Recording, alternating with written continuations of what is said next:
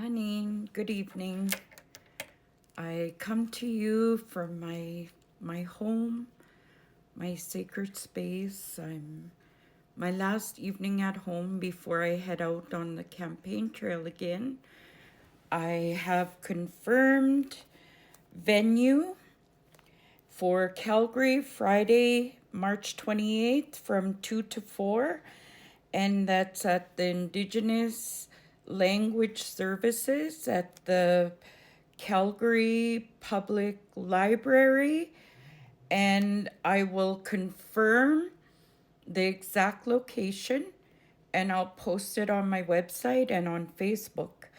As well, Saturday, March 29th in Edmonton from 2 p.m. to 4 p.m. at 10516 82nd Avenue. And I believe that's right on White Ave that we'll be having the meet and greets again Friday, the 28th in Calgary at Indigenous Language Services, Calgary Public Library, and as well Edmonton, Saturday the 29th, 2 to 4 p.m., 10516 82nd Avenue.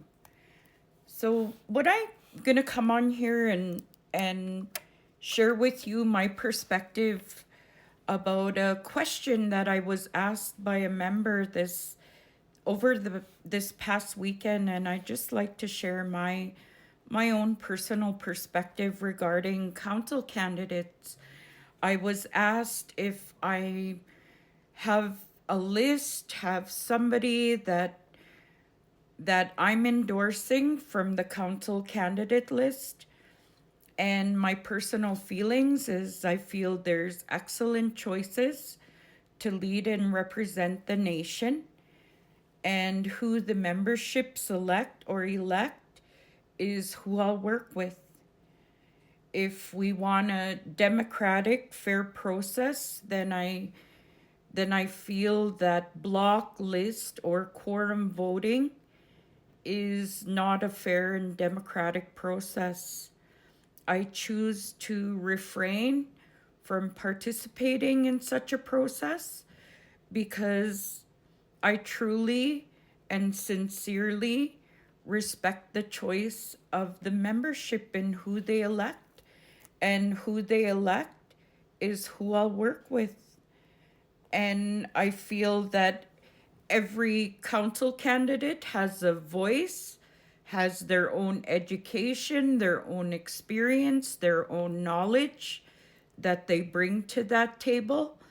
And each council representative has their own gift, something that they share at that table, and it should be respected and heard. And there's a reason that the people selected them, is because they believed they were the right person to speak for them and represent them.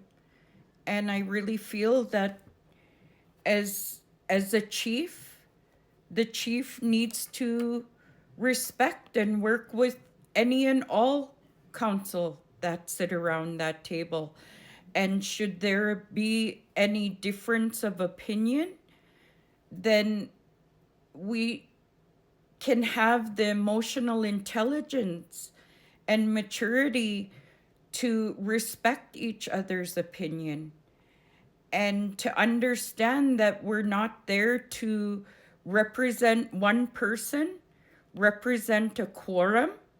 We're there to represent the people, and we're there to represent the future generations, 7 generations down the road, making those decisions in the best possible way for a collective of people.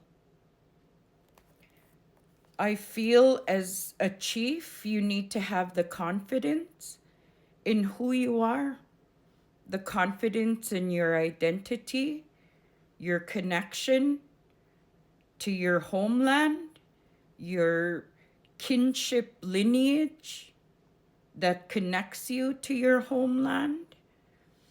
And as well, you need to be confident in your education, your experience, and your knowledge regarding the treaties, regarding your inherent rights, regarding your sovereign rights, and be able to speak up to that with knowledge, with confidence, and understanding that you're there to protect and assert and enhance who we are as a people. We're not here to continue to enforce legislation onto our people that was never ever meant for our people to succeed, and that's the Indian Act policies. As leaders, we need to be developing strategies that are reclaiming our language, our culture, our land, and understanding our values as who we are as Anishinaabe, and bringing those ways back into our governance. As long as we're under the Indian Act, we are essentially the oppressed, oppressing our own people, implementing legislation and policies that will never ever create prosperity for our nation members, for our nation as a whole.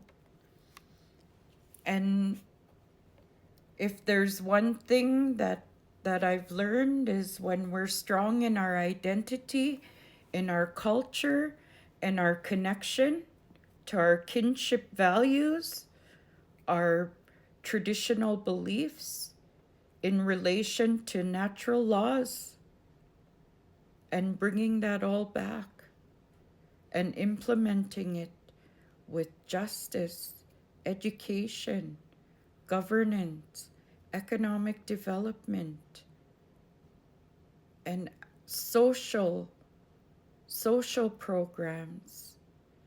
Absolutely every aspect that that is essentially the portfolios and what we work toward becoming better at, creating those safe spaces for our nation members to feel that sense of belonging, that sense of pride, that sense of strong confidence in who they are as a people, as a nation. We can create that awareness and that sense of connection to who we are within ourselves, within our families, and within our nations. Now, the ballots, we have less than 2 weeks for snail mail. So I encourage all members who are needing those ballots to send in your request for ballot to the electoral officer. And it's been brought to my attention that the actual form has to be filled out and scanned or taken a picture of and sent back to the electoral officer. And we have less than 2 weeks for that process, so I encourage nation members to get on those ballots, get those requests in, and send them back as soon as you can. It's been a beautiful day, and I'm feeling a little bit sad that I'm going to be leaving my kids again. However, my kids are good. I have good supports, and my kids are content, and I'm content, and I will see you. Feel free to contact me, and have a good evening. Be blessed, and I'll see you on the campaign trail.